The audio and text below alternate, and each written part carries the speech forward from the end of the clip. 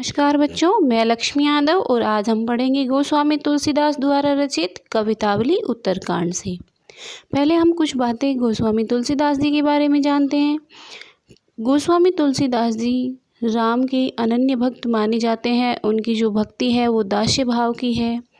उन्होंने तत्कालीन राजनीतिक, सामाजिक और पारिवारिक जीवन के आदर्शों को प्रकट किया है। इसलिए कह सकते हैं कि तुलसीदास जी सही अर्थों में लोकनायक माने जाते हैं।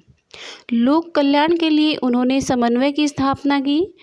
तुलसी जी की जो भक्ति है वो दास्य भाव की भक्ति मानी जाती है। उनके कण कण में राम समाये हुए हैं, वे सभी के लिए सुलभ हैं। राम कथा के विभिन्न जो पात्र हैं उनका यथार्थ वर्णन किया है उन्होंने, और उनके जो सभी पात्र हैं समाज के कोई ना कोई संदेश अवश्य देते हैं। कुछ रचनाओं में कवि ने प्रकृति का भी सुंदर वर्णन किया है।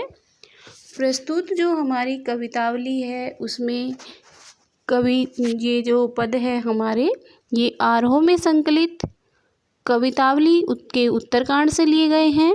इनके रचयिता भक्तिकालीन रामकालीन काव्यधारा के गोस्वामी तुलसीदास हैं। कवितावली के उत्तरकांड में जहाँ एक ओर राम भक्ति का प्रतिपादन किया गया है तो वहीं दूसरी ओर तत्कालीन जो समाज था उसकी जो राजनीतिक, सामाजिक और आर्थिक स्थिति थी उस पर प्रकाश डाला गया है। कवि तुलसीदास जी कहते हैं, किस भी किसान कुल बनिक भिखारी भाट, चाकर चपल नट चोर चार चेट की, पेट को पढ़त गुन घड़त चढ़त गिरी, अटत गहन गन अहन अखेट की, ऊंचे नीचे करम धर्म अधर्म करी, पेट को ही पचत बेचत बेटा बेट की, तुलसी बुझाई एक राम घनश्याम ही ते, आगी बढ़वागी ते बड़ी है अगी पेट की। तुलसीदास जी इस कविता में या इन पदों में कहते हैं कि मुगल कालीन जो समाज था उसकी जो सामाजिक और आर्थिक स्थिति जो थी उस पर प्रकाश डालते हुए कहते हैं कि इस संसार में किस भी यानी कि मजदूर को, किसान कुल को, बनिक यानी व्यापारी को, भिखारी भाट, चाकर यानी नौकर को, चपल नट यानी जो चंचल नट है जो अनेक क्रीड़ाएं करके लोगों का मनोरंजन करते हैं, चोर चार यानी सेवक, चेटकी यानी सेविका आदि सभी। यानी यहाँ कवि कह रहा है कि जो किसान है, मजदूर है, व्यापारी हैं, भिखारी हैं, भाट जो सेवक है या नौकर है, चपल नट है, चोर है, सेवक सेविकाएं हैं, उनको अपने अपने पेट भरने के लिए कार्य कर रहे हैं। पेट को गढ़त पढ़त यानी अपने पेट को भरने के लिए वो कार्य कर रहे हैं। गुण गढ़त चढ़त गिरी, और वे गुणों को घड़कर पर्वतों पर चढ़ जाते हैं। अटत गहन गन यानी घने जंगलों में, अहन अखेट की, अहन यानी दिन भर, अखेट की यानी शिकार करते हैं। वो घने जंगलों में भटकते हैं और दिन भर शिकार करते हैं, और इसी के कारण से वो ऊंचे नीचे कर्म धर्म अधर्म करी, कि वो अपने पेट को भरने के लिए ऊंचे नीचे कर्म करते हैं तथा धर्म और अधर्म करके अपने पेट की आग को शांत करने का प्रयास करते हैं। पेट को ही पचत, पचत यानी भरने के लिए, अपने पेट को ही भरने के लिए, बेचत बेटा बेट की, वो अपने बेटे और बेटी को भी बेच देते हैं। भाव यह है कि हम कह सकते हैं कि जो मुगल कालीन हमारा जो समाज था उस समय उन लोगों के लिए 2 वक्त का भोजन जुटाना, उसमें भी उन लोगों को अनेक कठिनाइयों का सामना करना पड़ता था।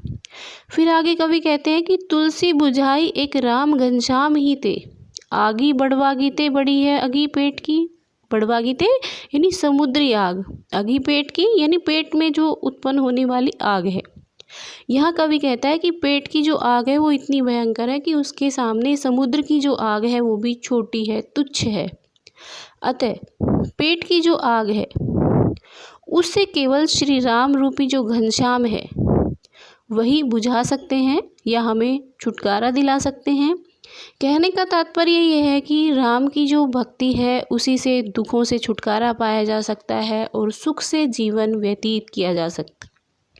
तो यहाँ पर प्रस्तुत पद के अंदर कवि ने मुगल कालीन जो समाज था उस समाज के अंदर लोगों को किस प्रकार से कठिनाइयों का सामना करना पड़ रहा था, उसका यथार्थ वर्णन यहाँ पर तुलसीदास जी ने किया है। वो आगे कहते हैं, खेती ने किसान को, भिखारिकों ने भीख बली, बनिक ने बनिज, चाकर को चाकरी, जीविका विहीन लोग सिद्धिमान, सोच बस कह एक एकन सो, कहाँ जाई का करी, वेदो पुराण कही लोको बिलोकत, सा करे सब पे राम, रावरे कृपा करी, दारिद दशानन दबाई दुनी, दीन बंधु दूरित दहन देखी, तुलसी आहा करी।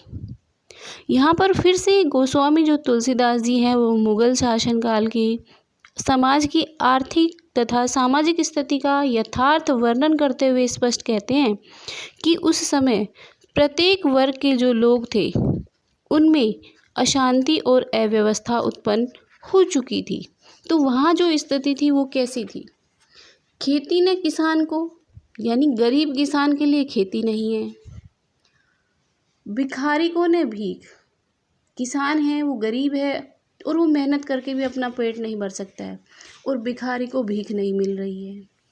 बनिज को न बनिज, यानी जो व्यापारी वर्ग है उनको व्यापार नहीं करने दिया जाता था। चाकर को चाकरी, और नौकरों को उनकी मजदूरी भी नहीं मिलती थी।